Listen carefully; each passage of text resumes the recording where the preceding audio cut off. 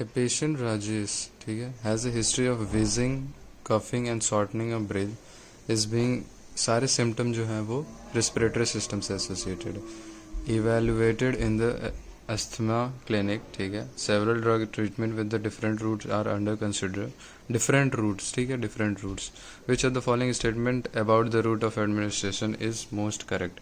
अब इसमें सबसे पहला रूट के बारे में बात करें, एडमिनिस्ट्रेशन ऑफ ब्रोंकोडाइलेटर्स। ब्रोंकोडाइलेटर जो होगा वो किस रूट से देंगे, वो देंगे नेजल रूट से, ठीक है, और नेजल रूट से देंगे तो ये केवल अफेक्ट करेगा रिस्पिरेटरी सिस्टम को, रिस्पिरेटरी सिस्टम बाकी तो और जगह जाएगा नहीं, तो ये केवल रिस्पिरेटरी सिस्टम, तो इसके लेसर साइड इफेक्ट होंगे, लेसर साइड इफेक्ट होंगे। ओके, फिर इज इनहेल्ड, देखो administration of bronchodilator drug by the inhaled aerosol is usually associated with more, that is false. More oral अगर देंगे तो ओरल जो होगा उसका डिस्ट्रीब्यूशन बहुत ज़्यादा होगा, तो कई ज़्यादा ऑर्गन पे जाएगा, तो उसका साइड इफेक्ट अगर होगा तो इसका ज़्यादा होगा, ठीक है, इसका नहीं ज़्यादा होगा, तो this is wrong statement, we have to pick up the correct statement. Okay, the first pass metabolism, first pass metabolism क्या होता है कि जब ड्रग हमारे बॉडी में एंटर करता है और सर्कुलेशन में जाता है, उससे पहले जो मेटाबॉलिज्म होता है उसी को क्या कहते हैं, first pass metabolism. Is a result of metabolism of the drug after administration, after administration and before it enters to systemic circulation. Yes, this statement is true. That will be our answer. Yes, that will be our answer. Bioavailability of most drug is greater with rectal administration than the sublingual administration. Why this is false statement, that sublingual administration से hepatic metabolism जो होता है, hepatic metabolism ये bypass हो जाता है। Okay, hepatic metabolism bypass हो जाता है। लेकिन अगर हम बात करें रेक्टल और वी टॉक अबाउट ओरल, तो इसमें क्या होता है कि फर्स्ट पास मेटाबॉलिज्म होता है, ठीक है, फर्स्ट पास मेटाबॉलिज्म का चांसेस होता है। ओरल के केस में 100% जितने भी ड्रग्स जाते हैं तो उनका फर्स्ट पास मेटाबॉलिज्म होता है, इसमें 50% जो होते हैं ड्रग्स का फर्स्ट पास मेटाबॉलिज्म होता है। Administration of the drug transdermal patch से, transdermal patch is often faster and is associated with first pass metabolism than oral administration। नहीं, ये फास्टर नहीं होता, ये एट कांस्टेंट रेट पे होता है और ये फर्स्ट पास मेटाबॉलिज्म को भी शो नहीं करता, ठीक है, फर्स्ट पास मेटाबॉलिज्म यहाँ पे नहीं होता, सिस्टमिक सर्कुलेशन में डायरेक्ट पहुँचता है, तो इसलिए फर्स्ट पास मेटाबॉलिज्म इसका नहीं होता। ओके, तो that will be our answer, B option. Okay, maintenance dose of a drug, maintenance dose of the drug depends upon primarily, maintenance dose का फॉर्मूला होता है clearance upon target plasma concentration, ठीक है, तो clearance upon target plasma concentration, तो इस चारों option में हमको यही देखना था कौन कोई में से दोनों अगर प्रेजेंट है तो वही ऑप्शन सही है।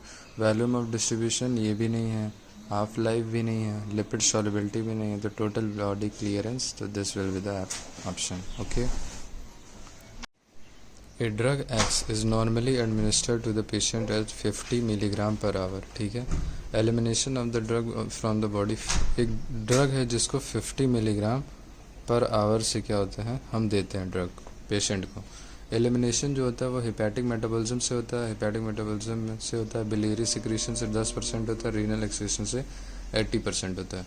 This patient has been administered, this drug has to be administered to 65-year-old patient Uttam Singh with a GFR of इतना, GFR जो है वो इसका इतना है, मतलब 60 ml पर मिनट है, एज्यूमिंग द GFR नॉर्मल का कितना होता है 120 ml per minute. Liver and biliary function are normal in this patient but renal function is somewhat hamper, renal function is not normal, renal function is 50% of the normal. So what should be the dose rate of the drug X in this patient should be given, ताकि हम maintain कर सकें।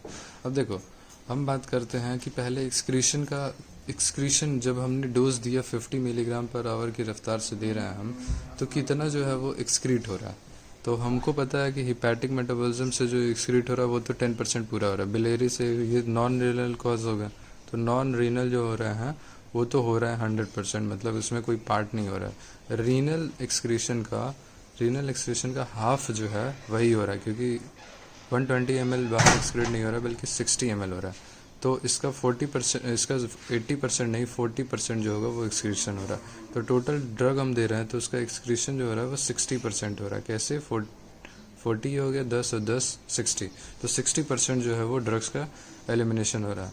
तो यहाँ से 60% drug, तो 60 कितना हो जाएगा 50, तो 30 यानी 30 मिलीग्राम पर आवर जो है वो यहाँ से एलिमिनेट हो रहा है। ठीक है, 30 जो है वो घट जा रहा है। ठीक है, तो हम क्या करेंगे, यही अगर ये 30 जो है वो घट गया तो यही 30 अगर मिलीग्राम पर आवर हम ये रफ्तार से दे देंगे तो ये लेवल जो है वो 50 मिलीग्राम पर आवर का ये मेंटेन रहेगा। ठीक है, इसका आंसर क्या हो जाएगा 30 milligram per hour. Okay, alkaline diuresis is done for the treatment of poisoning due to.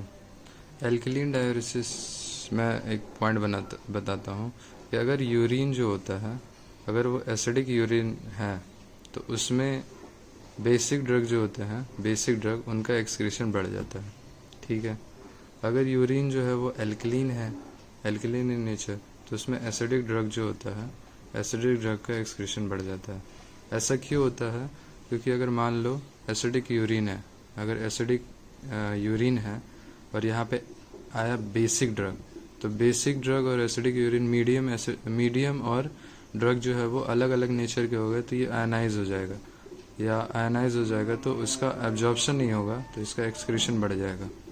ठीक है, तो अगर एक्सक्रीशन बढ़ाना हो तो हमको अपोजिट नेचर का यूरिन करना पड़ता है। ठीक है, तो इसमें पूछा गया हमसे कि एल्कलीन डायूरेसिस कर रहे हैं तो इसका कारण क्या होगा, किसकी पॉइजनिंग के लिए कर रहे हैं? तो एल्कलीन कर रहे हैं तो जाहिर सी बात है कि एसिड की पॉइजनिंग है। ठीक है, तो अब एसिड इन सारे ऑप्शन में पहचानना है। तो मैंने बताया था कि जिसके लास्ट में INE होता है ना, वो जो होता है वो बेस होता है। तो ये बेस है, ये बेस है और ये बेस है, तो ये हो गया हमारा ऑप्शन। ओके, तो ये वीक एसिड होता है which is derive from barbituric acid, तो इसका आंसर जो हो जाएगा फिनोबार्बिटॉन हो जाएगा। Okay, thiopentone is use for induction of anaesthesia. ठीक है, it shows mark redistribution which is the feature of.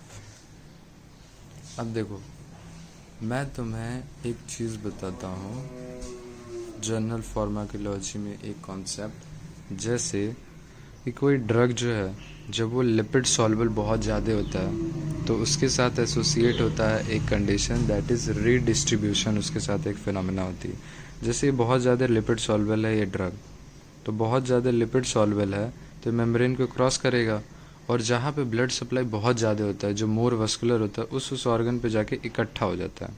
ठीक है, इकट्ठा हो गया। अब उससे क्या होता है कि कुछ देर के बाद क्या होता है, यहाँ पे इकट्ठा होके बस ये रुक के यहाँ पे एक्शन कर सकता है।